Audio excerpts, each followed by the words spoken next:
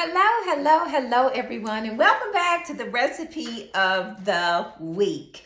I want to tell someone today that the fight is fixed.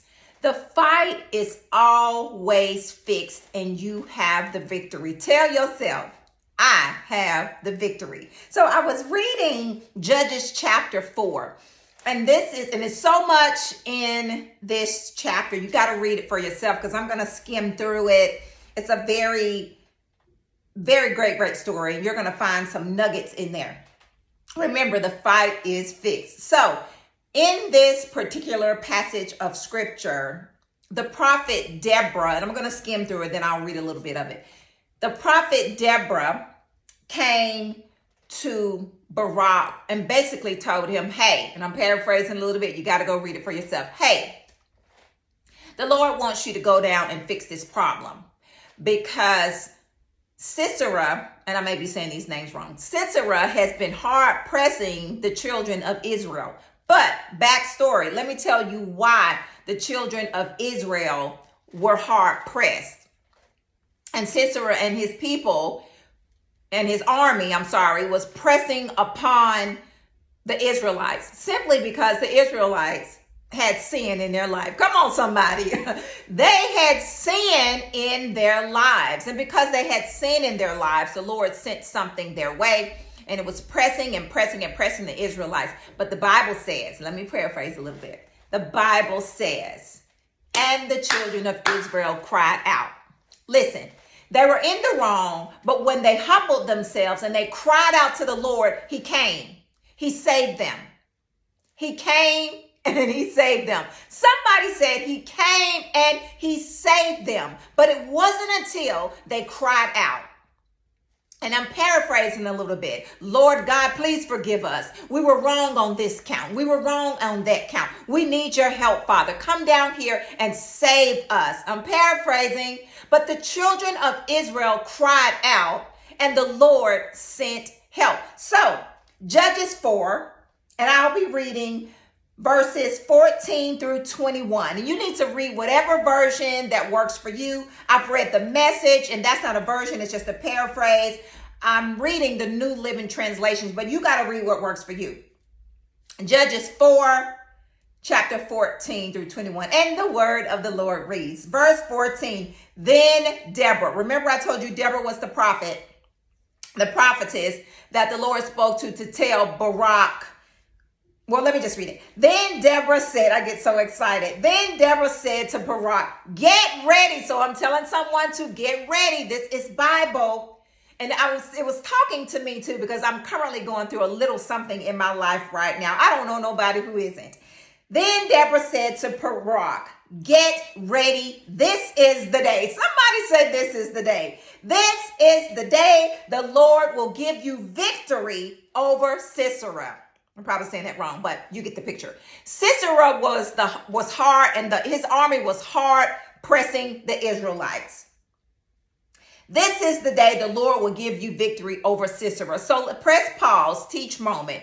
Sisera may represent anything that you're currently going through in your life. Get that thing in the back of your mind, in the forefront of your mind. For the Lord is marching ahead of you. So I'm encouraging someone today that the Lord is sending help and he's already gone before you. So Barak led his 10,000 warriors down the slopes of Mount Tabor into battle. Verse 15, when Barak attacked, the Lord threw Sisera. Remember, Sisera represents whatever you may be going through currently in your life. When Barak attacked, the Lord threw Sisera and all his chariots and warriors into a panic. Oh my God. Sisera leaped down from his chariot and escaped on foot. This is getting exciting. Verse 16, remember, Sisera represents whatever it is in your life. So let me go back. Barak attacked because I told you the Lord was sending help. Tell that to yourself. God is sending me some help. Barak attacked and the Lord threw Sisera, that's whatever you currently may be going through, and his chariots into a panic. Sisera leaped down from his chariot and escaped on foot. See, the enemy gets nervous. Come on, somebody. When the Lord steps in the building, he gets nervous because he knows that the fight is fixed and he's defeated. He's a defeated foe. Verse 16.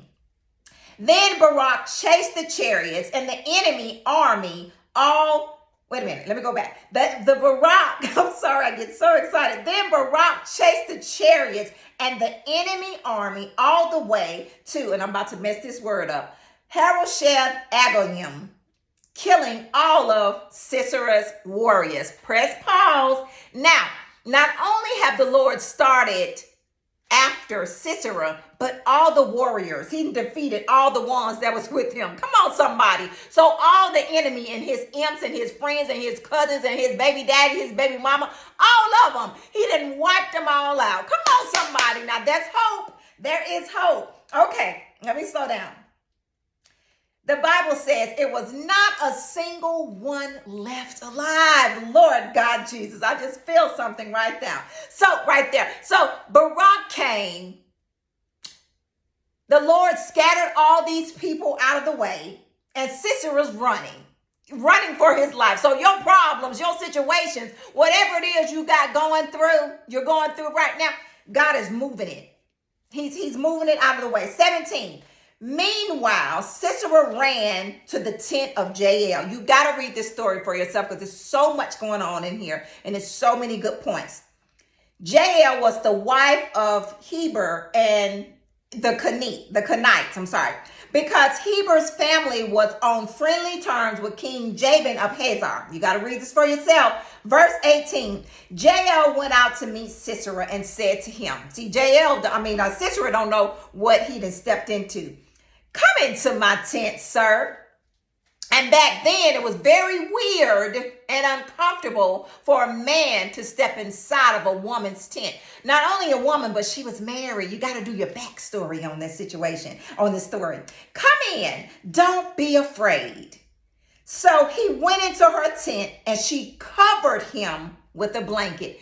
Press pause. She's trying to get him all cozy. Now he's running for his life and she's trying to get him all cozy. She told him, don't be afraid. She's trying to get him all warm and fuzzy so he can forget about what's going on, that he's running and he's afraid. Verse 19, please give me some water. That's Sisera asking for a glass of water. He said, I'm thirsty. So she gave him some milk from a leather bag and covered him again. See, him drinking the milk was going to kind of put him to sleep. Think about babies when they are whiny and they're fussing. You give them some milk, they just knock right out. Verse 20. Stand at the door of the tent. So he is asking Jael to stand at the door and pretty much protect him. He told her, if anybody comes and asks you if there is anyone here, say no. So that's a problem because he's telling her to lie. He's telling her to sin. Oh my gosh. Verse 21. But when Sisera fell asleep, somebody said Sisera fell asleep. Remember what I said. Whatever you currently find yourself in, that represents Sisera. But when Sisera fell asleep from exhaustion, because I'm telling you, situations and circumstances are, like winter, spring, summer, and fall. They change, they shift out, right? They shift out. But when Sisera fell asleep from exhaustion, Jael, temporary, thank you, Lord, Jael quietly crept up to him with a hammer and a tent peg in her hand. Then she drove the tent peg through his temple and into the ground, and so he died. Press pause. Your situation, your problem is getting ready to die. You have the victory. Thus says the Lord. You have the victory. So, Father, in the name of Jesus, we thank you, Lord God, that you are God that make all things well. We thank you, Lord God, for attacking our enemies, Lord God, and shifting them away, oh God, and allowing us to cross across that Red Sea. Father, forgive us of our sins, creating us clean and pure hearts, oh God, and help us to love like you love. Father, we thank you and we honor you in Jesus' name. Amen. You guys have an amazing week. This story was so exciting, so very exciting. You got to go and read it for yourself. That's Judges 4. So I come to tell someone on today. Your problems and your situations are temporary. You got to praise, you got to rejoice, and you got to worship while you're in it because it's not going to be forever. Just right here in this word, the Lord wiped all the enemies out. But when they humbled themselves and they came to him and they cried out, Lord, help us. You got to read it for yourself. Lord, help us. He came, he sent someone, wiped it clean, wiped it out. They got the victory. You guys have an amazing week.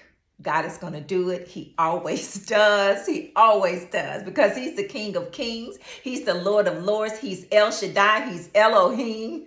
He is all that. He is everything. My Savior, my life, and my rock. You guys have an amazing, amazing week. God loves you bigger and better than I ever could. Be blessed.